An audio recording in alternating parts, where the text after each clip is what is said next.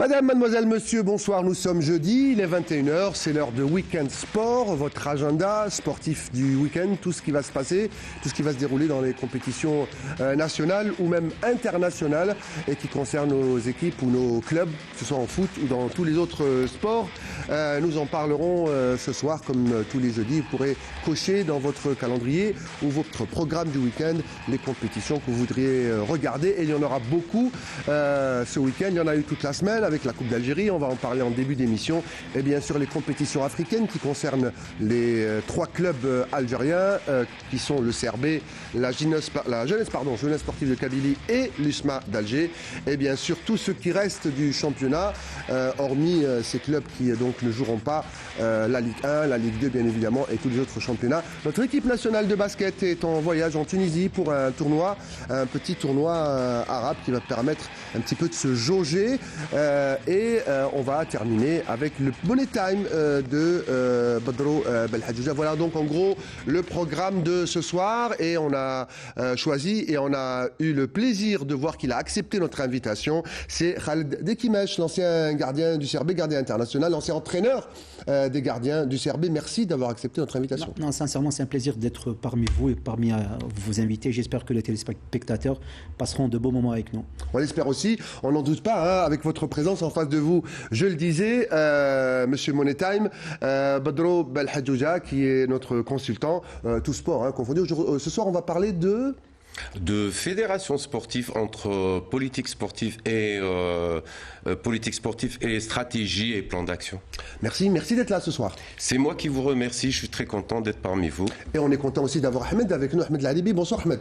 Bonsoir Riyad, bonsoir à toute l'équipe et très heureux de vous accompagner d'abord et puis le bonsoir à nos chers amis téléspectateurs aussi. Alors, il est sans caducer mais il est quand même là, Fatah Abada, mon compère de l'émission. Fatah, bonsoir. Bonsoir Riyad, toujours content, toujours heureux de retrouver nos amis, d'avoir pu arracher notre ami Khaled Dekimesh qui nous a fait le plaisir d'être parmi nous aujourd'hui. D'autant plus content que Numela est en huitième de finale de Coupe d'Algérie. On va parler de Coupe d'Algérie, messieurs. Pour commencer avec... alors, il y a eu une semaine où il y a eu beaucoup de matchs en retard. C'était une mise à jour de plusieurs matchs. Il y a eu des matchs de 16e, des matchs de 32e de finale. Avec, vous allez le voir, des vrais hécatombes, de grands spécialistes de la Coupe, hormis vous, le CRB, parce qu'il y a plein de recordman, il y a plein de détenteurs de 8 coupes. Il y a le CRB, il y a l'Entente, il y a le Mouloudia, il y a l'USMA. Eh bien, à part le Shabab, tout le monde, ou presque, est passé à la trappe. Encore ce soir, le CSC, un des doyens du football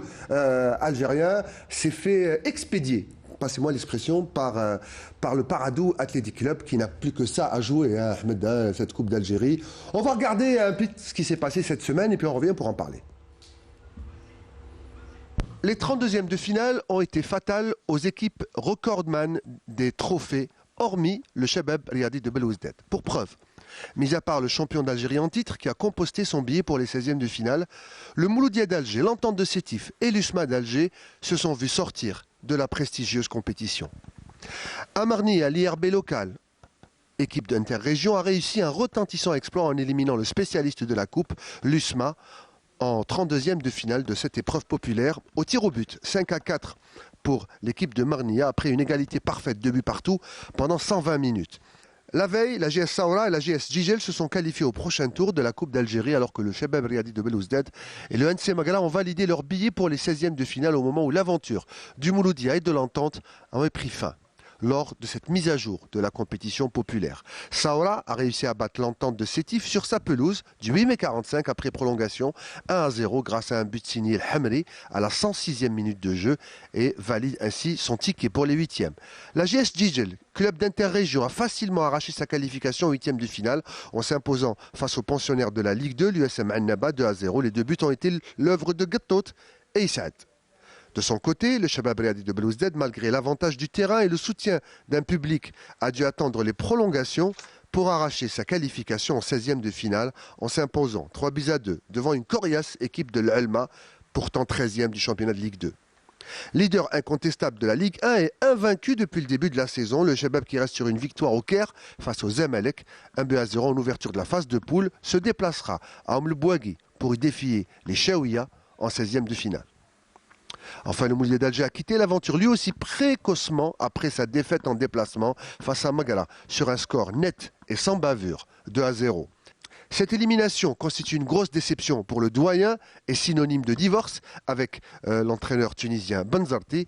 Le Mouloudia qui espérait aller loin dans cette compétition populaire se voit sortir de la compétition la plus prestigieuse du football national. Pour finir, encore un gros morceau de ce championnat de Ligue 1 qui sort de la compétition. Le Chabab de Constantine se fait éliminer par le Paradou Athletic Club.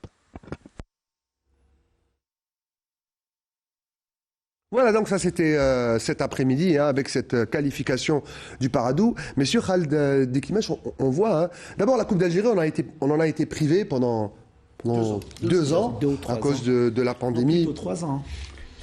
Deux saisons, Khaled. Une n'a pas été au bout. Voilà, exactement. On a entamé, elle n'a pas été au bout. Après, les deux donc pratiquement 3 ans. Oui, voilà. Ça veut dire que, je dis nous les amoureux de la coupe et du foot, parce que c'est, comment on dit en arabe, elle a un goût particulier. Et là, d'un coup, tout le monde disparaît. Juste une chose, Riyad, c'est la seule compétition où les professionnels peuvent jouer contre les amateurs. Et en général, les amateurs, ils font des exploits. Non, j'allais dire, c'est l'inverse. C'est les amateurs qui ont la chance de jouer avec les professionnels. Ben justement, c'est la seule compétition où on peut mélanger comme ça des pros et des amateurs. Et en général, ça donne beaucoup de surprises. Ce qui était le cas, Dame Coupe nous a réservé beaucoup de surprises. Mais c'est très rare. C'est-à-dire, sur ce tour-là, il y a plein d'équipes qui sont passées à la trappe, à l'image du Mouloudia, de l'USMA, de Sétif, de CSC. Donc, c'est des équipes qui ont une grosse tradition dans cette compétition-là. En fin de compte, je pense que l'arrêt du championnat pendant pratiquement 1 mois et demi a été fatal à ces clubs-là. Alors on va avoir dans quelques instants en direct avec nous, on va me dire, quand il sera avec nous au téléphone, le président de la JS Gigel. Est-ce que l'élimination, Ahmed, de tous ces ténors ouvre la porte à des... je ne veux pas dire petit poussé, mais des équipes de moindre calibre, comme par exemple Gigel, avec tout le respect qu'on a pour Gigel, mais je parle calibre en termes de hiérarchie dans les divisions, bien évidemment, première et deuxième division. Est-ce que ça ouvre la porte maintenant et l'appétit à plein de clubs? Je veux dire que la porte est déjà ouverte parce que on a vu ce qui s'est passé contre l'USMA. C'est vrai que l'USMA était parti gonfler à bloc pour jouer le Marnia. Rappelez-nous le classement de Marnia. Ils sont avant-derniers dans la division interrégion groupe Ouest. Ils sont avant-derniers. Ils sont arrivés à mener 2-0 pendant toute une mi-temps. Et puis en deuxième mi-temps, vous avez dit tout à l'heure que cette équipe de Marnia, elle a fléché sur le volet physique. Physique et mental. Ouais, quand une petite équipe comme ça reçoit l'USMA, après 2 buts à Tmani, je crois, et Mahious, l'équipe s'est écroulée, mais elle a tenu bon jusqu'au pénalty. Oui, elle a tenu, mais c'est ça la saveur de cette Dame Coupe d'Algérie. C'est vrai que ça fait très plaisir quand une équipe faible arrive à surmonter tous les obstacles et se qualifier. Et puis j'ai envie de parler du CRB. Le CRB s'est fait peur. À 2-2, on avait pensé que ça allait mal tourner. Heureusement qu'il y a eu le troisième but qui est venu au bon moment. L'Alma 13e de Ligue 13e, Alma, le Babia, comme on dit, c'est ça. Babia. Et ils vivent des problèmes énormes sur le plan financier. Et d'ailleurs, je pense qu'ils sont venus au 20 août avec 7 ou 6 espoirs. Donc, le capitaine d'équipe Bel Houssini a parlé vers la fin du match. Il a dit qu'on est venu pour les yeux des supporters, sinon on ne serait pas venu. Et puis, ce qui est intéressant dans cette Coupe d'Algérie, c'est que la magie de la Coupe d'Algérie, Dame Coupe, a respecté une certaine logique. Alors, en attendant, on va me dire si on a le président du club de Gigel, Fatah. Ce club de Gigel qui s'est qualifié pour les 8e de finale. Oui. Normalement, je pense qu'ils affronteront Khenchela de Nabil Riz. Oui. C'est un club qui a toujours raté le passage du palier, comme il y a quelques saisons, sur une dernière journée, par exemple. C'est un club qui rêve de remonter au plus haut niveau. Et qui doit remonter au plus haut niveau, Riyad. Juste à voir, et ce n'est pas moi qui le dis, c'est les collègues journalistes qui le disent, quand vous voyez une équipe qui joue en 3e division, avoir un public pareil, vous savez combien de supporters il y avait Khaled au stade? Il y avait plus de 25 000. 25 000 quand on voit les tifos qu'ils font, quand on voit l'ambiance qu'ils créent au niveau du stade. Au niveau du stade, c'est extraordinaire. Riyad, il ne faut pas oublier que c'est l'équipe des Lahtihat, des Moussaoui, des Boubzari, des Kaddam, des Kihel, des Aberkan, de Carlos Gomez. Vous savez, c'est une tradition. Malheureusement, beaucoup de circonstances ont fait que cette équipe a rétrogradé et qui n'a pas pu réaccéder. Avec ce nouveau président, M. Khalifa Bengaoud, qu'on espère... Alors, est-ce qu'il est avec nous en direct? Oui, il est avec nous. Alors, très bien. Donc, M. Khalifa Bengaoud, qui est venu, donc, ça fait 3 ans, qui a pris l'équipe en main et qui a mis en ligne de mire l'accession. Bonsoir, Président. Bonsoir, M. Fatah. Voilà, Bonsoir Président. à tous. Bonsoir, Président. Merci Bonsoir. beaucoup d'être avec nous, Président. Très content. D'abord, félicitations pour Nemra qui s'est qualifié avec brio devant une grosse écurie, devant l'USM Annaba. Ce n'est pas n'importe qui. Parlez-nous un petit peu brièvement de ce match, Président. Bonsoir à tous, Fatah. Alhamdulillah, on a gagné le match avec l'USM Annaba, le 16e de finale de la Coupe d'Algérie. Alhamdulillah, on a gagné pour la 8e finale, Inch'Allah. Président, on sait que, pour ne pas trop vous retenir avec nous, on sait que vous êtes très pris. C'est un bonus, la Coupe d'Algérie. La GSD ne joue pas la Coupe d'Algérie, mais vous allez jouer, c'est-à-dire vous allez jouer sur tous les fronts. Mais l'objectif principal de la GSD, c'est d'accéder en D2. D'ailleurs, vous y êtes presque, vous êtes en 2e position, vous êtes en train de jouer à fond ce titre. Oui, c'est Fatah, c'est vraiment la GSD cette année, alhamdulillah, on a la 2e place, 3 points le premier. Inch'Allah, on a joué pour l'accession cette année. Et vous allez partir cette semaine pour un match très important à Boussaada.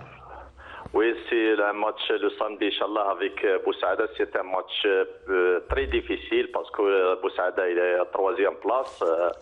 On a un match très très difficile, mais j'espère qu'on a gagné, Inch'Allah. Alors, Président, peut-être la dernière question, si vous me permettez, si vous avez à choisir ce soir, une montée en Ligue 2 ou soulever la Coupe d'Algérie cette année, vous choisirez quoi? Non, j'espère que c'est l'accession. Je choisis l'accession. La Coupe d'Algérie, c'est pour la GSD, je crois que c'est la première fois.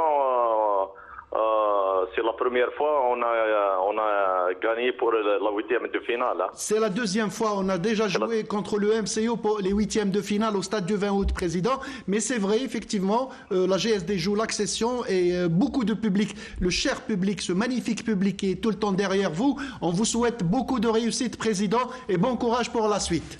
Merci beaucoup, Sifatah, et merci à tous. Merci, au revoir. Merci, c'était donc avec nous le président de la GS. Juste une petite intervention. Sincèrement, je pense que monsieur le président de GIL ne connaît pas vraiment la sensation qu'on a quand on soulève une coupe d'Algérie. Qu'est-ce qu'on dit avec la coupe? On dit l'appétit vient en mangeant. Plus il va avancer, plus il va se rendre compte qu'arriver peut-être au stade Mandela, peut-être. Khaled, j'ouvre une parenthèse. Excuse-moi de le dire, Riyad. Pardon.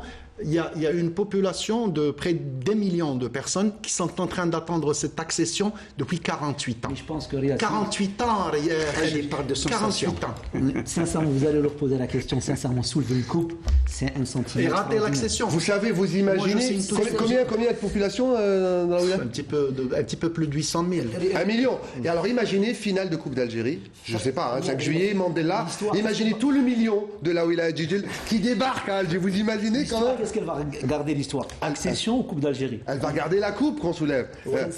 Écoutez, pourquoi pas les deux? Allez, Pourquoi pas les deux? Allez, en avant. Allez, messieurs, après la Coupe d'Algérie qui est pleine d'émotions, hein, il a raison, Khaled, on va parler maintenant d'autres émotions. Elles sont plus africaines. On a vécu ça pendant 1 mois ici en Algérie. On va revenir aux compétitions africaines avec de grands spécialistes, hein, comme la JS Kabylie qui joue un grand match demain au stade du 5 juillet. Tout de suite, compétition africaine.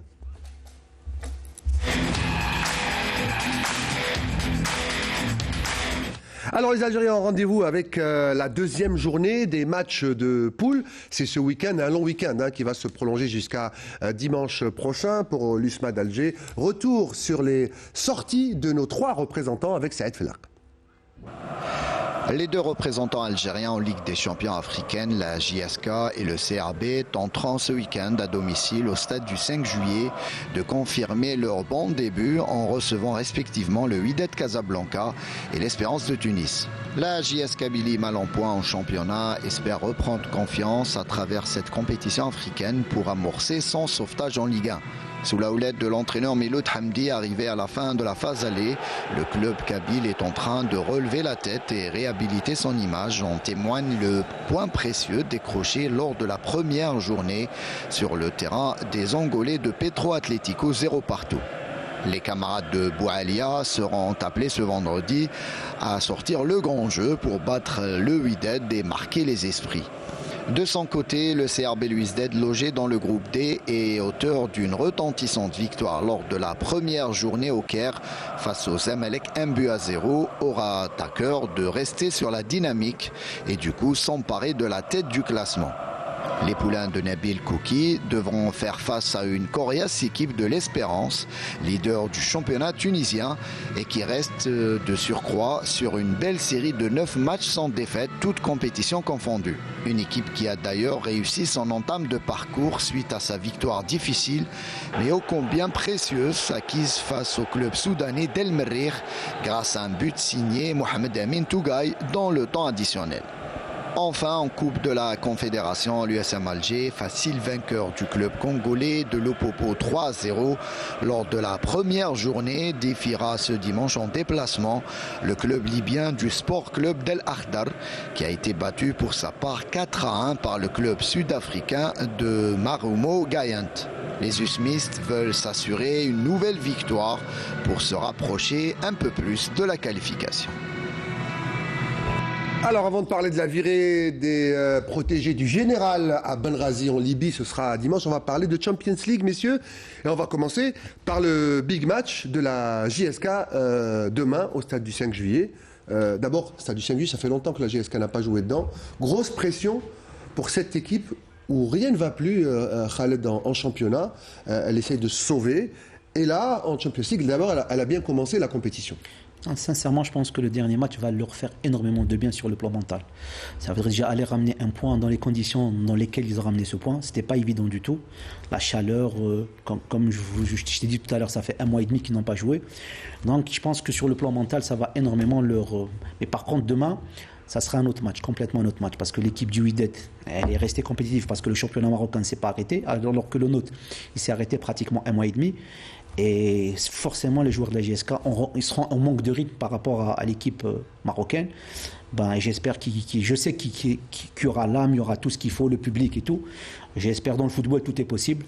Mais bon, je sais que ça sera compliqué. Ahmed, manque de rythme, problème en championnat.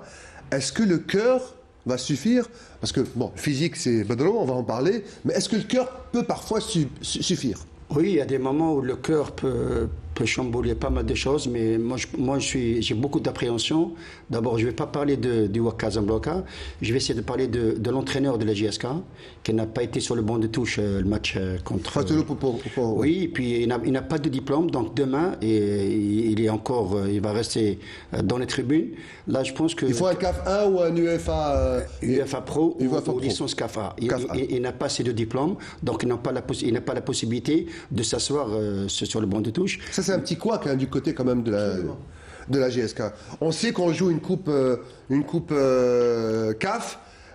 Il faut quand même un entraîneur qui puisse s'asseoir sur le banc. C'est ce que j'étais en train de parler tout à l'heure avec Khaled.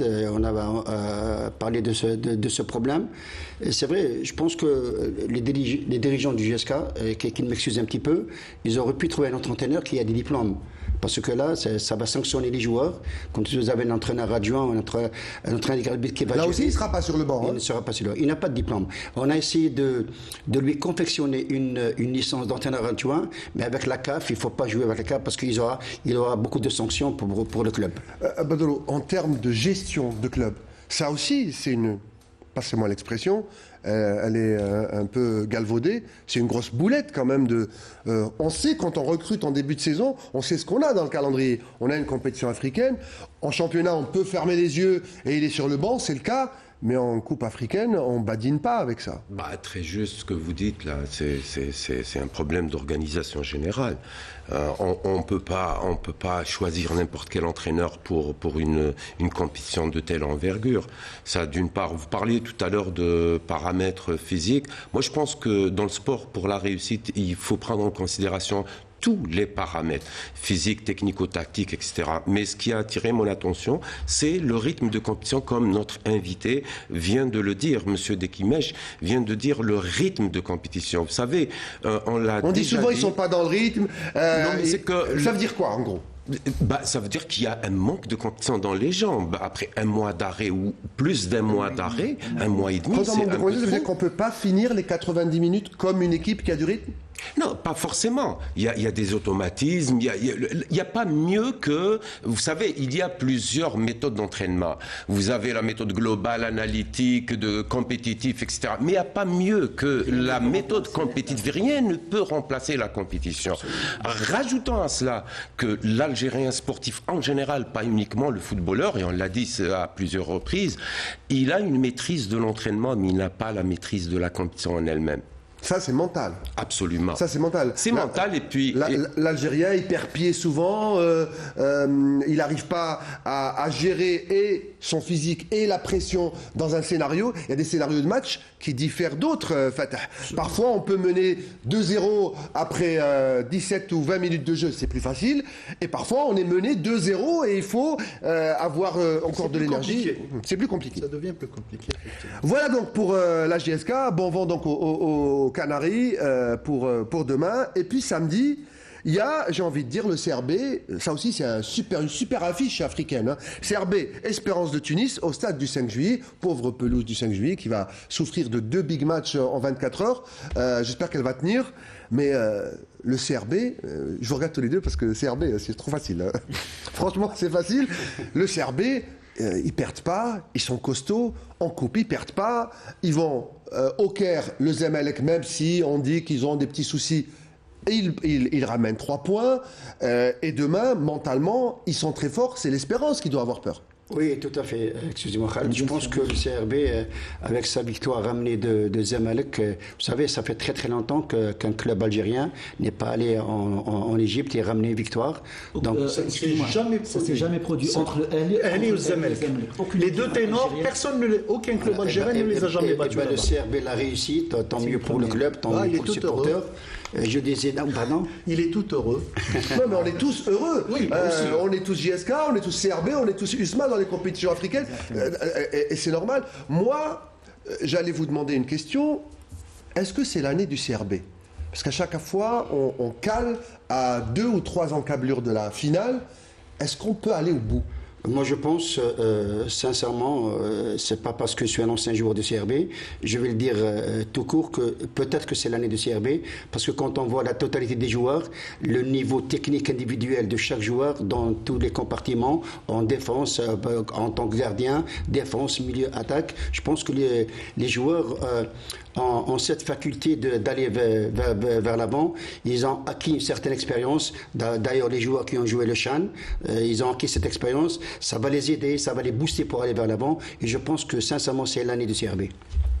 J'allais dire une chose, juste pour rebondir sur ce que vous avez dit, Riyad, au début. Même si le Zamalek n'est pas bon cette année ou qu'il a des petits soucis, il faut être très fort pour aller battre le Zamalek au Cairo Stadium. C'est quelque chose, c'est un exploit, c'est un véritable exploit. Et bravo aux Rouges et Blancs qui l'ont fait.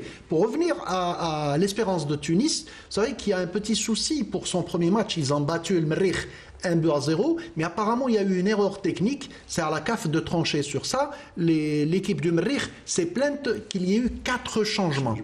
4 changements, ce qui est interdit par la loi. Et ils ont fait un recours. Il faut expliquer parce que... oui, allez-y, Khaled. Il faut expliquer aux téléspectateurs, peut-être Riyad, quand on dit 4 changements, ça veut pas dire 4 joueurs, parce qu'on a le droit de faire 5 changements, mais en 3 fois. Voilà. 3 arrêts. 3 arrêts. Bon, on peut faire un à la mi-temps. Donc là, ils ont fait 4 changements. En 4 arrêts. C'est-à-dire en 4 arrêts. Et ça, ça ne peut pas se faire. Après, les gens de Merrikh, ils demandent soit le gain du match, soit de rejouer le match. Maintenant, la réclamation est sur les bureaux des responsables de la CAF. On n'a pas encore de retour sur ça. Et ça peut un petit peu déstabiliser parce que... Ça déstabilise l'Espérance. Absolument. Merci, docteur. Mais ça ne change rien pour le CRB. C'est des maths. Il faut gagner ces matchs, il faut essayer d'être premier du groupe pour sortir de cette phase de poule. Tout à l'heure, l'Alebi disait ils ont gagné en maturité. C'est vrai qu'ils ont gagné en maturité. Ils étaient à ça d'être champions d'Afrique. Quand je dis à ça, parce que quoi, c'est 75-70% de l'équipe nationale, c'est le CRB. Riyad, Est-ce que ça fait la différence parce qu'il n'y a pas eu un gros mercato pour le CRB? Non, sincèrement, déjà, l'effectif du CRB est quand même assez étoffé. Et puis l'année passée, le CRB est passé à la trappe contre l'équipe du WAC qui est partie au bout. Elle a gagné la Champions League. Et sur les deux matchs, quand on revoit les deux matchs, le CRB était au-dessus sur les deux matchs. Donc, après, c'est le WAC de Casablanca qui est parti en truc. Par rapport à ce que disait Lalibi, je suis d'accord avec lui. Les joueurs du CRB ont vraiment gagné en maturité. Et contrairement Ils ont passé un cap. Exact. Et puis, contrairement aux joueurs de la JSK, les joueurs du CRB sont en rythme. Parce que sur le dernier match, il y avait 7 joueurs titulaires au CRB qui étaient présents au niveau du CHAN. Et ça les a vraiment Avant aidés. de passer à l'USMA, juste une question. Vous n'aurez pas l'impression que même pour l'USMA d'ailleurs, tout à l'heure ce sera la même question, elle est valable, les joueurs du CRB, ils n'ont pas envie de prendre une revanche sur le sort, ils n'ont pas eu le CHAN, ils voudraient aller soulever le titre continental avec le rouge et le blanc. Je pense que ça sera plus difficile, Riyad. C'est vrai que ce que disait Lalibi, c'est vrai que tout est possible dans le football. Après la Coupe d'Afrique, les clubs champions surtout, c'est vraiment une grande compétition. Il faut avoir la culture de la gagne. Exactement. Je voudrais juste rajouter une chose. Vas-y. En parlant du Zamalek, il ne faut pas oublier que le Zamalek, il a gagné 5 fois cette coupe. Le Taraji l'a gagné 4 fois. L'Ahli l'a gagné 10 fois. Nous, le CRB, on n'a pas encore atteint une demi-finale. Donc, sincèrement, pour moi, il ne faut vraiment pas s'enflammer et faire. Il faut aller doucement. Exactement. Mais je rejoins Ahmed dans cette phrase que j'ai beaucoup aimée, gagner en maturité. C'est vrai qu'on a fait plusieurs matchs de CRB cette année. On a vu le CRB se sortir de beaucoup de difficultés face au CSC par exemple. Il y a des matchs. Le en coupe. Oui, absolument. Il y a des matchs où on ne voyait pas du tout le CRB s'en sortir et finalement ils se sont sortis. Juste une chose, moi je regarde tout le temps le CRB. Moi je pense que la chose qui peut leur faire un petit peu défaut, c'est un big attaquant. Il leur manque quand même un attaquant, un tueur. Un tueur. Parce que quand le Zamalek, ils auraient eu ce tueur-là, le match serait terminé 3-4-0 à Exactement, oui. On va finir alors. Le CRB s'est défait de l'Elma et s'est qualifié pour mentalement être prêt pour la Champions League. L'USMA, Marnier, c'était fatal. Ils auraient pu l'emporter. Ils ont été éliminés et ils joueront le club libyen de Al-Akhdar. Ce sera à Benghazi. Et l'USMA aussi voudrait aller, en tout cas, pour avoir discuté avec les dirigeants de l'USMA, il y a 2 objectifs clairs pour les USMistes. Finir sur le podium, c'est-à-dire se qualifier à une Coupe de la CAF ou la Champions League. On l'a même dit que c'est difficile d'aller chercher le CRB, mais au moins aller chercher une place en Champions League l'année prochaine, c'est l'objectif. Et le deuxième objectif, aller plus loin en Coupe africaine. Est-ce que c'est possible ? Al-Akhdar, Riyad, pour revenir à ce que vous avez dit, Al-Akhdar, c'est un petit peu l'équipe nationale libyenne maquillée. C'est 6 à 7. Ah oui, vraiment. 6 à 7 joueurs de ceux qui ont joué le CHAN. Qui ont joué face à l'Algérie en match d'ouverture. Absolument. Donc c'est un gros morceau que l'USM Alger va aller affronter. Je pense que Khaled et Ahmed sont mieux placés que moi pour parler de ce match. Donc messieurs, c'est des retrouvailles. Non. Il y a plusieurs joueurs de l'USMA qui vont retrouver plusieurs joueurs de l'équipe de l'Akhdar. Tout à fait. Je pense que le match de Coupe d'Algérie contre Marnia est totalement différent de cette Coupe d'Afrique parce que ils sont allés à Marnia avec un moral gonflé à bloc. Ça n'a pas été le cas. Ils ont été éliminés. Et puis j'espère que cette élimination ne va pas leur jouer un mauvais tour parce que là, il faut faire un bon résultat. Mais je pense qu'ils ont les capacités. Avec Abdelhak Ben Cheikha, il sait comment booster les joueurs. Donc, il va les préparer beaucoup plus mentalement pour essayer de ramener un bon résultat. Pour finir avec l'USMA, Ahmed parlait de capacité. Est-ce que par rapport, en comparaison avec le CRB, qui a peut-être les reins solides pour jouer sur 3 tableaux, championnat, Coupe d'Algérie et Champions League, est-ce que l'USMA, qui se déleste, je n'ai pas dit qu'ils ont fait exprès, ils auraient voulu, c'est les tirs au but, Zema qui malheureusement, un grand gardien, un de nos grands gardiens algériens, qui revient après 2 ans de compétition et il fait la séance de tir au but, c'est quand même dur pour un grand gardien comme lui de sortir l'USMA sur ce genre d'épreuve. Mais est-ce que c'est pas bon que l'USMA se déleste d'une compétition peut-être mentalement qui va les fatiguer pour se consacrer à l'Afrique et au championnat? Non, sincèrement, je ne peux pas être d'accord avec toi, Riyad. Non, moi, c'est une question. Moi, je n'ai pas d'avis. C'est juste une question que je vous pose. Non, c'est-à-dire, comme on dit, il y a des spirales. La victoire appelle la victoire. C'est-à-dire, et puis les défaites, parce que là, quand même, qu'on le veuille ou non, l'USMA avait fait, je pense qu'ils avaient fait de cette Coupe d'Algérie un de leurs objectifs. Parce que, comme vous l'avez si bien dit tout à l'heure, Riyad, pour le championnat, je pense que les CRB, quand même, il a pris une très bonne option pour le championnat. Il restait au niveau du territoire ici, en Algérie, il restait que la Coupe d'Algérie. Donc, je pense que ça soit l'USMA ou le Mouloudia ou le CSC, pas mal d'équipes positives, ils en ont fait de cette Coupe d'Algérie un objectif. Et le fait déjà d'être sorti et contre Mernia, je pense que c'est une défaite qui va leur faire beaucoup mal. Parce que quand on est l'Entente, quand on est l'USMA, quand on est le Mouloudia, quand on est le CSC, j'ai dit l'USMA ? Oui. Quand on sait qu'on ne gagnera pas le titre avec le CRB, il ne nous reste que la coupe. Exactement. Pour avoir un titre la saison. Exactement. Et si on perd tout. Exactement. Je pense que l'USMA, cette défaite va leur faire énormément de mal. Et pour finir, juste pour la petite précision, je pense que dans le football, on ne pourra jamais faire d'une Coupe d'Algérie un objectif parce que c'est aléatoire. L'objectif, ça commence avec les demi, je pense. Non, mais la coupe, c'est elle qui choisit. La petite Jean, comme vous avez trop bien souligné tout à l'heure. Oh, vous êtes un peu trop spirituel pour moi. Je suis très cartésien. J'ai absolument rien inventé, Riyad. On a toujours dit, mais il y a tout le temps des Cendrillon dans toutes les coupes nationales de tous les pays. C'est ça le charme de la coupe, justement. Et on dit, la coupe, c'est elle qui choisit. C'est pour ça qu'on l'appelle Dame Coupe. Et Dame Coupe et son charme vous est bien évidemment offert par la télévision algérienne. Vous pourrez suivre toutes les péripéties des clubs qui restent en course, notamment la GSD ou Marnia. Il y a Magala également qui est passé et plein d'autres clubs. Même si Magala, ça va pas bien en championnat, ils sont là, arrivés en coupe et c'est bien ce qu'a dit Khaled Dekimesh, la spirale des victoires. Il n'y a rien de mieux pour se booster et se motiver. On va rester avec le foot, messieurs. Même si elle est amputée de 3 matchs, il y a quand même la Ligue 1 mobilise ce week-end.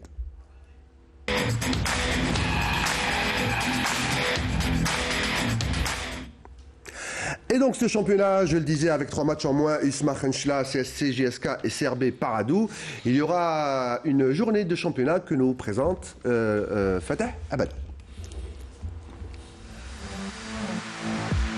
La 17e journée de championnat de Ligue 1 Mobilis, comme la précédente, sera amputée de 3 rencontres, et pour les mêmes raisons, à savoir la participation de nos clubs dans les compétitions africaines.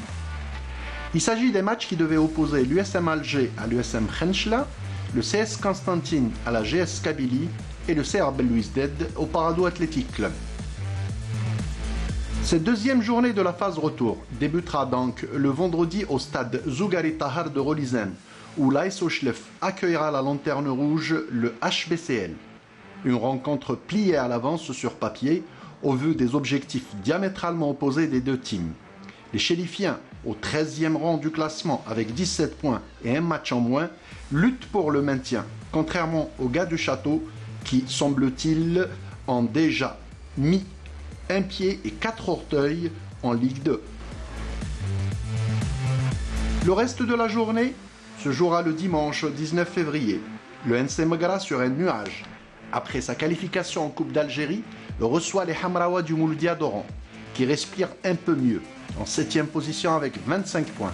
Mais la partie ne sera pas de tout repos, tant les deux équipes ont besoin de points pour s'éloigner de la zone rouge. Un autre mal loti, le RC Erba, devrait cravacher dur pour arracher les 3 points en accueillant les Sétifiens de l'Entente et s'éloigner de la zone de danger. Même si les Sétifiens, blessés après leur élimination en Coupe d'Algérie, semblent alterner le bon et le moins bon durant cet exercice, ils restent quand même sur le podium en championnat et ne voudront sûrement pas lâcher prise. La JS Saoura, qui démarre cette deuxième partie de championnat tambour battant, avec un précieux match nul face au MCA et une qualification en Coupe Pacitif, reçoit le MC El Bayid qui est en vacances depuis plus d'un mois. Les Bachari devraient cependant garder la tête sur les épaules pour éviter toute surprise. Enfin, l'équipe phare des Ibans, l'US Biskra, va tenter de profiter de la mauvaise passe que traverse le MCA, qui a enchaîné 2 contre-performances, ce qui a entraîné le départ précipité du coach tunisien Fawzi El Banzarti. Bonne ou mauvaise chose, la suite du championnat nous le dira, à commencer par ce déplacement à Biskra, où les coéquipiers de Ayoub Abdellaoui devraient se réveiller s'ils veulent garder l'espoir d'accrocher au moins le podium. Voilà donc, c'est la 17e journée, Riyad, la 17e journée qui va se jouer très rapidement avec nos consultants et notre invité, Ahmed Aribi, l'ASO Chlef qui va être sur de velours en recevant le HBCL. Ah oui, dans votre reportage, vous avez dit que le match sur le papier est plié. Moi, je peux vous dire d'ores et déjà que le match est plié d'abord sur le papier et ensuite sur le terrain, parce que c'est une équipe qui a, si vous voulez, les deux pieds en D1. Et puis avec l'arrivée de Amrani Abdelkader, qui connaît très bien le club, lui qui a fait les beaux jours de ce club, je pense que Amrani va essayer de booster les joueurs pour qu'au moins ils aillent. Il a gagné une coupe, je crois, avec l'ASO. Tout à fait, oui. C'est Mziane qui a gagné le championnat, je crois, Mziane Iril. Exactement. Et lui a gagné la coupe. Je pense, l'ONC Maghra. Oui, Ahmed. Je disais que Amrani va tout faire pour que cette équipe entame ce retour avec une victoire. Khaled, le NC Maghra, il a éliminé le Mouloudia, c'est pas n'importe qui, et qui va recevoir le MCO. Le MCO en 7e position, 25 points, mais les deux équipes sont encore en danger. Bon, sincèrement, je vois un bon match nul entre les deux clubs parce que le MCO revient quand même assez. On a vu l'intervention du Wali qui a quand même qui a boosté un petit peu l'équipe, et puis Maghra qui sont aussi sur un nuage après avoir éliminé le Mouloudia. Moi, je vois les deux équipes se partager. Après un Mouloudia d'Alger, il veut bien se payer une Mouloudia d'or. Voilà. Le RC Arba, un autre Malouti, qui va recevoir une équipe blessée, l'Aigle Sétifien, qui vient de sortir d'une compétition qu'ils adorent. Les Sétifiens adorent la coupe. Que pensez-vous de ce match? Moi, je pense que l'Arba, elle est très très mal lotie parce qu'elle est sur 2 défaites consécutives. Et puis c'est vrai que cette élimination de l'Entente Sétif, ça fait mal. Mais je pense que l'Entente Sétif a les possibilités de s'imposer à l'Arba. Saoura, sur un nuage. Match nul au 5 juillet face au Mouloudia. Ensuite, ils ont battu l'Entente de Sétif à Sétif. Ils reçoivent El Bayed. Mais ça ne leur donne pas le droit de dormir sur leur laurier, Khaled. Dans le Bayed, ça fait 2 mois qu'ils n'ont pas fait jouer un match officiel, alors que le Saoura, ils sont en train d'enchaîner. Ils ont enchaîné 2 matchs et ils ont fait de très bons résultats. Je pense que la balance va être du côté de la Saoura. D'autant plus qu'ils vont jouer chez eux. Les Ibans, Ahmed Aribi, Biskra, qui reçoit une équipe mais vraiment blessée et perturbée, le Mouloudia d'Alger. Ah oui, ça c'est un match à voir, parce que l'USB... Avec pour l'instant personne sur le banc. Tout à fait, oui, parce que l'USB, elle est sur une défaite, 3-1 contre l'Entente Sétif.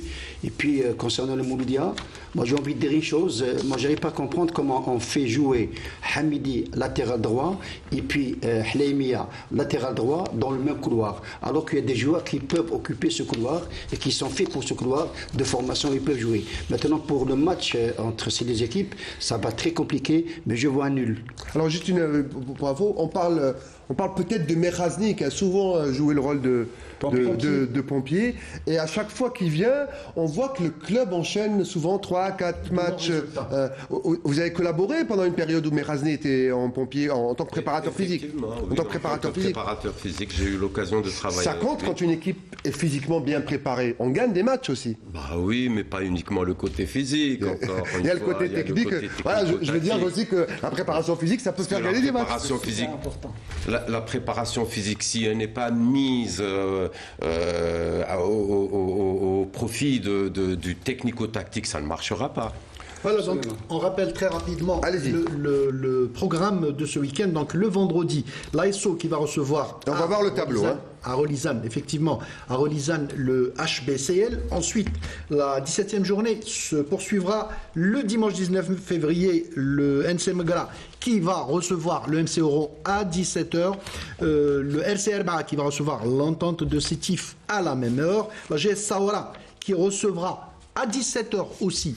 Voilà, nous avons le tableau. La GS Saoura qui va recevoir le MC El Bayed à 17h. Ça, il y a eu un changement, c'est pas 18h, c'est 17h. Et enfin, l'US Biskra qui va recevoir le Mouloudia d'Alger à Biskra à 18h. À 18h, il fait un peu plus frais et il y aura les projos, les projecteurs. Voilà, on est complet pour cette journée pas complète, amputée de quelques matchs, mais la journée donc de Ligue 1, il n'y aura pas. Et on va maintenant passer à la Ligue 2.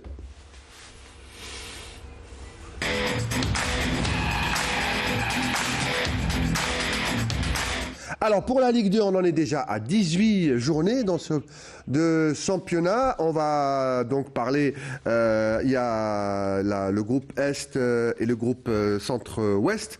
Il y a un gros match attendu demain. On ne sait pas d'ailleurs si c'est huis clos ou pas huis clos. On nous a même posé la question entre le Ned du Sendé et le RC Kuba. C'est le grand derby, c'est les voisins, quoi, qui entre les deux quartiers. Donc c'est quoi? C'est un petit derby entre deux clubs qui se connaissent bien. Il y a 1 kilomètre ou 2 kilomètres. Voilà, il y a même des nerdistes qui habitent à Cuba et inversement. C'est beaucoup de passion. C'est dommage qu'un tel match ne draine pas, qui draine la foule. Il n'y ait pas beaucoup de public. C'est inexplicable ce qui s'est passé. Là, le match était prévu demain. Après, on l'a reporté pour le mardi le 21. Après, on dit qu'il va se jouer au 20 août, mais sans public. Ben voilà, c'est le questionnement qu'on se pose. D'ailleurs, beaucoup se posent la question. On va me dire c'est le sujet de Sidi Ahmed Bouraïb est prêt pour cette 18e journée où donc il y a ce fameux Ned RC Kuba. Alors en attendant le sujet, je rappelle le programme de cette 18e journée dans le groupe Centre-Ouest. Demain à partir de 15h, JSM Tiaret qui est le second de ce championnat et qui carbure bien, Zarga. Co-leader. Que vous aimez beaucoup. Il faut le dire, Riyad. Mais non, j'aime pas beaucoup, mais bon, c'est ma région. Mais bon, c'est le club de mon père, Zarga. C'est un club où a joué un très grand joueur, champion d'Afrique, qui a joué. C'est Moussa Saïb qui vient de la JSM. Et Tahar bien avant lui. Voilà, non, mais je dis champion d'Afrique parce qu'il a joué. C'est Mahdi. Mahdi.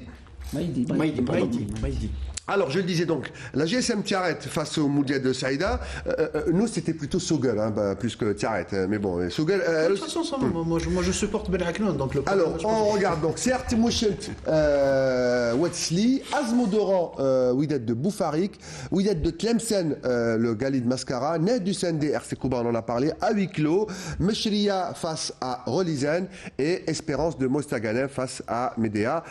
Autre huis clos, c'est le SCAF qui jouera à huis clos face à Ben Aknoun. Voilà pour le groupe Centre-Ouest. Ça sera vendredi. Alors on va me dire si le sujet de... Et maintenant, on va passer au groupe Centre-Est. On va voir le tableau complet avec Ain Mlila à huis clos, que des huis clos, franchement, face à Hamra Annaba. L'autre club, l'USMA Annaba, reçoit à domicile à huis clos le Moulia de l'Alma. Les deux clubs viennent d'être sortis de la Coupe d'Algérie Annaba par Djidjel et l'Alma par le CRB. Harash à 14h accueille l'IRB Ourgla. Le NRB Tlarma à 14h à huis clos face à la GSM Skikda. Borj Mlaïl également à la même heure face à Khmis El Khachna. Mok de Constantine à Eskhroub, ça c'est un derby. Match à voir. C'est le match à voir parce que le Mok est en train de remonter, Riyad. Et puis c'est un gros derby. Khroub il est leader. Khroub contre Constantine. Kabbatna US Chaouia, ça aussi c'est un derby Chaoui à voir absolument. Il y a de beaux matchs en Ligue 2. J'ai du mal moi quand je dis Ligue 2 amateur puisque j'étais habitué à une Ligue 2 pro, là un peu j'ai du mal. En tout cas, voilà pour l'US Souf qui reçoit l'US Sol et Souf qui reçoit Sol Roselaine. Voilà donc pour votre programme, mesdames, messieurs. Vous pouvez régler votre emploi du temps pour regarder vos matchs préférés, mais en tout cas pour les forces en présence et les enjeux de cette journée, on va regarder ce sujet de Sidi Ahmed Bouraïb. Le choc de la journée se jouera dans le groupe Centre-Est. Le leader l'AS Khroub aura fort à faire lors de son déplacement sur le terrain du Mouloudia de Constantine. Ces derniers auront l'opportunité de prendre la première place du classement général en cas de victoire. L'US Souf deuxième ex aequo avec le Mok accueillera l'US Sol Roslan dans une chaude empoignade. Les Soufis qui restent sur une série de 7 matchs sans défaite aspirent à prendre la tête du classement en cas de victoire. Cette journée sera également marquée par le derby Kabbatna US Chaouia. En bas du tableau, l'AS Ain Mlila affrontera Hamra Annaba huis clos. Dans le groupe Centre-Ouest, les co-leaders, la JSM Tiaret et le Ben Aknoun, évolueront à domicile respectivement face au Mouloudia de Saïda et au SCAF Khmis Miliana. Logé à la 3e place, le SC Meshria aura une tâche a priori facile. Ces derniers accueilleront la lanterne rouge, le RC Rélizane. Une victoire est impérative pour rester en contact des deux premiers. Dans la course au maintien, le stade du 20 août sera le théâtre du derby Nasr Hussein Dey RC Kuba. Les 100 et or mis sur une 3e victoire de rang pour s'éloigner de la zone rouge. Alors que le RCK, premier non relégable avec 15 points, doit impérativement s'imposer après une série de 5 défaites consécutives. D'autres rencontres valent le coup d'œil. Certes, Mouchen Touetzli, ES Mostaganem, Olympique de Médéa et JS Borjemnaïl, IB Khmes Al-Khchna. Alors messieurs, avant de passer au U17, un mot sur cette Ligue 2. Qui vous voyez sortir de ces deux groupes? Parce que le Graal, messieurs, c'est aller en Ligue 1. C'est sûr, mais on voit des équipes qui n'étaient pas vraiment favorites au début de saison et qui se retrouvent là, leader, à l'image de Ben Aknoun, à l'image de Tiaret, à l'image de Mostaganem, c'est ça. Ouais. Donc, sincèrement, tout reste encore jouable. Donc, moi, je vois que le niveau n'est pas très élevé. On voit des équipes de D1 qui ont beaucoup vécu en D1, ils se retrouvent pratiquement en train d'être relégués. Relizane, le Nahd. Le Nahd, exactement. Le Kouba. Bon, vous étiez en train de parler du derby Nahd de Kouba, mais bon, ça c'est dans le temps. Mais maintenant, je pense que par rapport à la qualité des deux équipes, je pense qu'il reste que le nom de ce derby-là. Et c'est vraiment dommage pour une équipe comme le Nahd et comme une équipe comme Kouba, qu'ils ont enfanté vraiment de très grands joueurs. On a quand même le droit, Ahmed, d'être nostalgique. On sait qu'il n'y a plus les moyens, qu'il n'y a pas d'argent, que le Nahd a souffert en Ligue 1 pendant longtemps avant de descendre. Et là, on est triste pour les 100 et or, mais ils souffrent encore. Ouais. Kouba aussi d'ailleurs. Hein. Là, Khaled vient de dire qu'il y a beaucoup d'équipes qui étaient en division 1 qui ont rétrogradé. Et puis c'est très compliqué quand on n'est pas le nerf de la guerre qui est l'argent. Et puis j'ai envie de parler de cette Ligue 2. C'est vrai que la différence qui existe, c'est que par rapport à la phase aller, la phase autour a toujours été très compliquée parce que c'est des matchs qui sont beaucoup agressifs. J'allais dire à couteau tiré la phase par retour. Par rapport à l'enjeu, par rapport à pas mal de choses. Moi, je pense que le match Mok Ice Club va tenir toutes ses promesses. Et j'allais dire, Riyad, si tu permets, entre le RCK et le Nahd, je peux vous citer 30 internationaux. Facilement, comme ça, de tête, 30 internationaux. Mais ça fait mal au cœur de voir le Nahd et le RCK jouer à ce niveau et jouer le maintien. On espère en tout cas que ces deux grands clubs qui ont donné plein de mondialistes, hein. Je pense à Assad du côté de Kouba, je pense à Merskan, à Madjer du côté du Nahd, Fergani et les autres. Et la liste est longue. Et la liste est longue, et longue, le Mahdi. Voilà, bon, allez, on va pas être dans la nostalgie, on va rester positif. Et la positivité, messieurs, elle vient de la jeunesse. Et la jeunesse, c'est les U17, sur qui on table beaucoup d'espoir. On va parler des équipes nationales, mesdames, messieurs.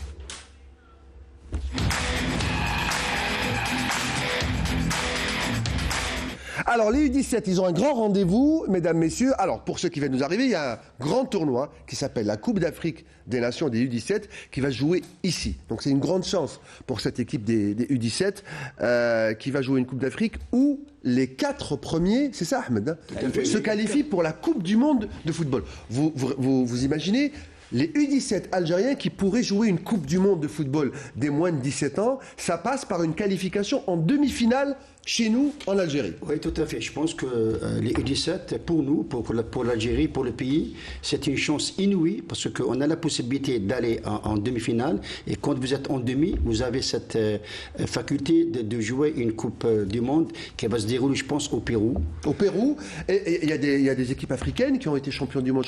Je crois que le Nigeria, Ghana, voilà, ils montent en haut. Après, bien sûr, ils disparaissent plus tard. Mais ça reste quand même... Ouais, à la FIFA. Je pense que pour cette U17, si je peux en parler, j'ai discuté. Juste avant d'en parler, on va en parler. On va d'abord regarder ce reportage signé de notre consoeur Souhila Maouchi, commentaire de Salah Delbel sur ce stage à Al-Wiba de l'équipe nationale des moins de 17 ans. C'est dans le stade de Rouiba que la sélection algérienne des moins de 17 ans a posé ses valises pour poursuivre sa préparation en vue de la prochaine Coupe d'Afrique des Nations qui aura lieu en Algérie. Au programme de ce stage, un travail physique et technico-tactique bien étudié par le staff technique. Et on est en notre 25e stage. Depuis notre nomination sur cette génération de joueurs, l'objectif était clair, c'est de... Parce qu'on savait que la Coupe d'Afrique sera chez nous, donc notre objectif il est clair, c'est de se qualifier au mondial. Ce stage fait partie des stages principaux de préparation à cette CAN, avec la présence de nos joueurs qui évoluent à l'étranger. Donc voilà, on a profité de cette période parce qu'ils sont en vacances. Même si on peut noter l'absence de quelques joueurs. الحارس سامي مرزوق حارس مرمى منتخب نادي ليل الفرنسي الحارس من حراس الاساسيين تاعنا. Nous avons 3 absents, à savoir le gardien de Lille, Sami Merzouk, retenu avec son club pour disputer la Coupe Gambardella. J'ai eu une discussion avec son entraîneur et j'ai libéré le joueur. Et c'est le même cas de Yanis Dalavo avec Nancy. Et enfin Muslim Anatouf qui a une blessure à la cheville mais qui sera certainement présent prochainement. أناطوف مسلم راهم مصاب اللي عنده حوالي 20 يوم إصابة في الركبة إن شاء الله يكون واجد من الشهر مارس إن شاء الله. Une ambiance conviviale et une grande concentration au sein du groupe. Toutes les conditions sont réunies pour que ces jeunes joueurs soient prêts le jour J. On s'entraîne tous ensemble, tous avec de très bonnes conditions et bien sûr une super ambiance de groupe. Comme je l'avais dit auparavant, on se sent comme des frères ici. Il n'y a aucune différence, que ce soit pour les joueurs évoluant en France ou pour les joueurs évoluant en Algérie. Nous sommes tous des frères. On a fait un rassemblement qui a commencé lundi avec des bons entraînements, deux fois par jour. On s'entraîne pour... on a 2 matchs amicaux pour ce rassemblement-là. On se prépare pour aller à la Coupe d'Afrique des Nations, Inch'Allah, pour au moins arracher une qualification mondiale et pourquoi pas la gagner là chez nous, Inch'Allah. Quelques semaines les séparent de cette compétition qualificative au mondial de la catégorie. C'est bon. Les Verts sont dans le groupe A, en compagnie du Sénégal, le Congo et la Somalie. Somalie, Congo et Sénégal. Voilà le groupe de l'Algérie dans la Coupe d'Afrique des Nations. Cette équipe, Badro, elle est championne arabe. Hein. Rappelez-vous, nous on a vécu des moments magnifiques. C'était à SIG, je crois. Et la finale qui c'était contre le Maroc, on a vu un match à rebondissement. Superbe, la fin de match, elle était fantastique. Et puis après ce tournoi, si j'ai bien compris, Ahmed, plus de regroupement. Hein. Il n'a pas pu réunir tous les joueurs. Il y a des joueurs du Paradou, il y a l'Académie de la FAF, il y a quelques joueurs du CRB. Et puis il y a des joueurs qui évoluent en France notamment. Certains n'ont pas pu venir parce qu'ils jouaient la Gambardella, je crois. Est-ce que autant espacer les regroupements où ça suffit la préparation de club pour des jeunes de leur âge, je rappelle qu'ils ne sont pas encore majeurs, hein, ils ont moins de 17 ans. On pourrait dire déjà qu'il y a un point positif, c'est la même équipe qui a joué la Coupe arabe, qui a gagné la Coupe arabe. On l'a senti avec les joueurs, il y a un esprit, il y a quand même... On connaît ces joueurs, il y a une cohésion entre ces joueurs, etc. L'entraîneur, il connaît ces joueurs, donc je pense que ça peut marcher, ils peuvent faire l'exploit, quoi. Ils peuvent gagner, ils peuvent aller loin. Poussés par le public, ils peuvent arriver en demi au moins. Absolument. Maintenant, tout dépend, puisqu'ils viennent d'un peu partout. Il y a les binationaux, il y a le Paradou, il y a l'académie, etc. Donc, tout dépend de leur préparation, comment elle a été faite. Parce qu'on ne peut pas parler de préparation physique dans un petit regroupement de 10 jours. Et puis, on ne peut même pas faire de tests. Maintenant, c'est révolu de faire des tests de physique pour ces jeunes. Or, on peut avoir des indices sur le plan physique à travers un entraînement. Ce n'est plus les tests qu'on mesure, le test de vitesse, le test de force, etc. Moi, la seule chose qui m'inquiète, c'est que pendant la compétition en elle-même, est-ce que on ne pourrait pas leur livrer la même équipe médicale. Alors, je suis obligé de vous couper, on vient de me dire 50 minutes. Rapidement, un mot sur les U23 qui viennent d'être repêchés pour jouer le Ghana. Rapidement. Oui, c'est une équipe qui a été repêchée parce que la République démocratique du Congo a falsifié, je pense, l'âge d'un joueur, ce qui fait qu'on a pris la place de cette équipe d'RDC. Et puis, je peux vous dire que contre le Ghana, c'est un très très gros morceau. D'ailleurs, le Ghana, ça fait, je pense, 2 années, ils nous ont éliminés ici à Sétif. On avait fait match 1-1 et au retour, il est suffisait de faire 0-0. On a perdu 1-0, c'est mal parti. On parlera des U23 dans le week-end prochain, également des féminines, puisque Ben Stiti, nouveau sélectionneur, vient de choisir 34 joueuses. Un mot si vous voulez devenir cette première sélection ? Oui, je pense que c'est beaucoup plus un groupement d'évaluation. Il a convoqué 34 joueuses, dont 4 gardiennes, 30 joueuses. Il y a 19 joueuses qui viennent du championnat français, division 1, division 2. Une qui vient de Milan, d'Italie. Et puis une joueuse qui vient de la Suède. Les autres, c'est Alger Centre, Khroub et Relizan. Voilà, maintenant on va parler de volleyball. Tout de suite, jingle volleyball.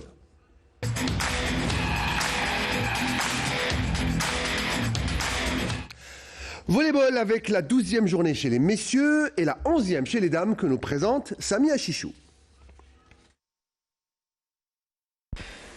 Chez les messieurs et pour le camp du groupe Centre-Est, le leader Ouled Adouane évoluera a priori sur du velours à l'Alma. L'équipe locale jouant pour le maintien, le faux pas reste tout de même interdit pour les rouges et blancs, car juste derrière l'étoile sétivienne reste en embuscade à un point seulement et compte empocher les points de la victoire lors de la réception du MB Béjaïa.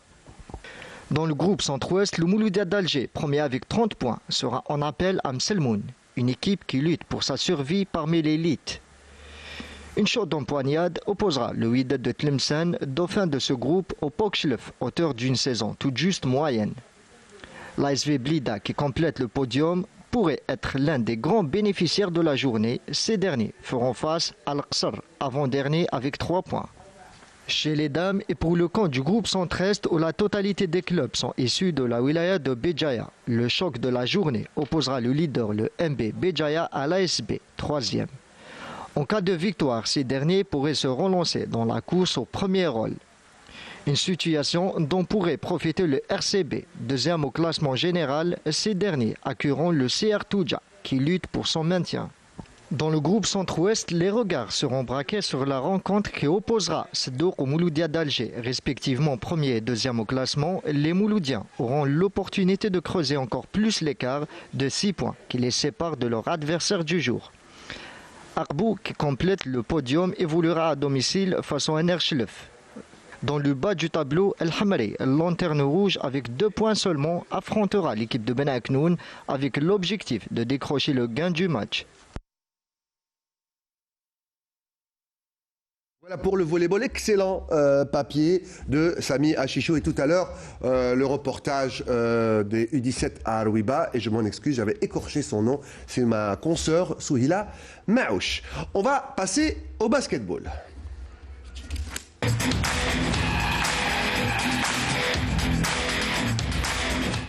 Basketball, pas de championnat messieurs cette semaine. Tout à l'heure avec Khaled, on parlait de joueurs qui basculaient d'un sport à l'autre. Beaucoup de gardiens de but basculent par exemple du basket au métier de gardien de but. On va en parler juste avant cette info. Il n'y a pas de championnat parce que l'équipe nationale est en appel en Tunisie pour un tournoi. Donc elle s'est envolée le 15 de ce mois en destination de la Tunisie pour affronter et la Libye et la Jordanie et la Tunisie, une compétition qui permettra à nos joueurs de se jauger et de gagner un peu en expérience pour se préparer aux prochaines échéances. Concernant les joueurs pros qui ont rejoint la sélection en Tunisie, il y a Rezala Tomi qui joue en Pro B française, c'est un meneur de jeu à Évreux en Pro B. Pro B, c'est l'équivalent de la seconde division professionnelle en France. Benkloua Mouad, il fait 2,5 m ce grand bébé. Il joue au poste de pivot.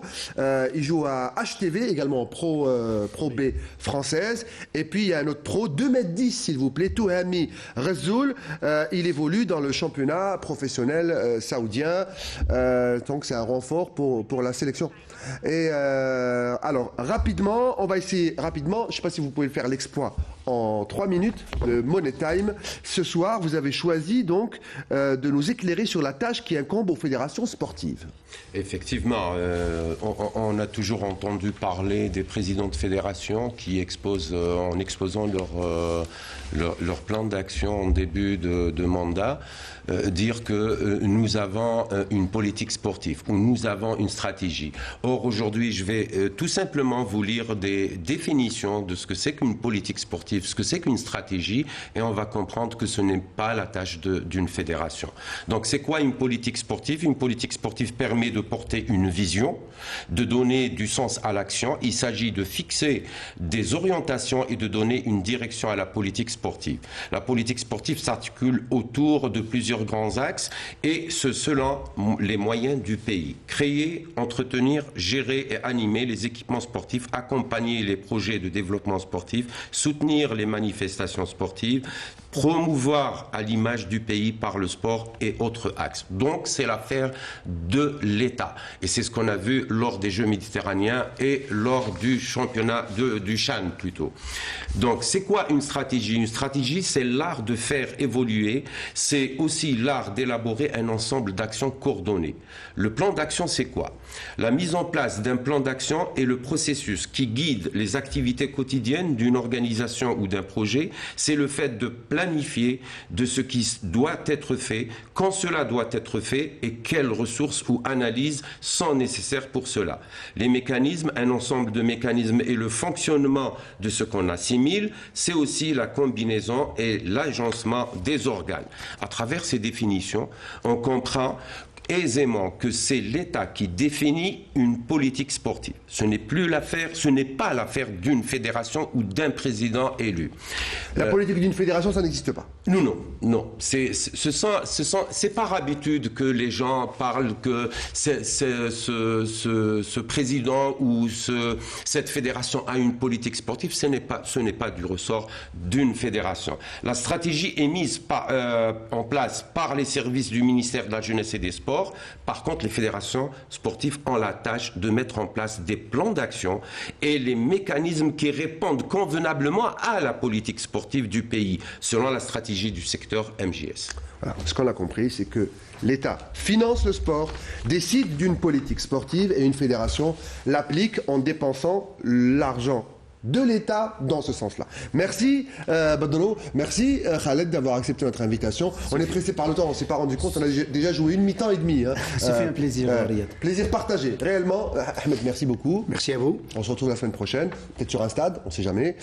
Également, Fatah. Oui, bien sûr, avec plaisir. Merci docteur. Merci à vous, mesdames, messieurs, d'avoir passé cette petite heure, un peu moins d'une heure avec nous. On se retrouve le week-end prochain pour Week-end Sport. Tiens, c'est le même nom. On se retrouve donc jeudi, 21h. Bonsoir.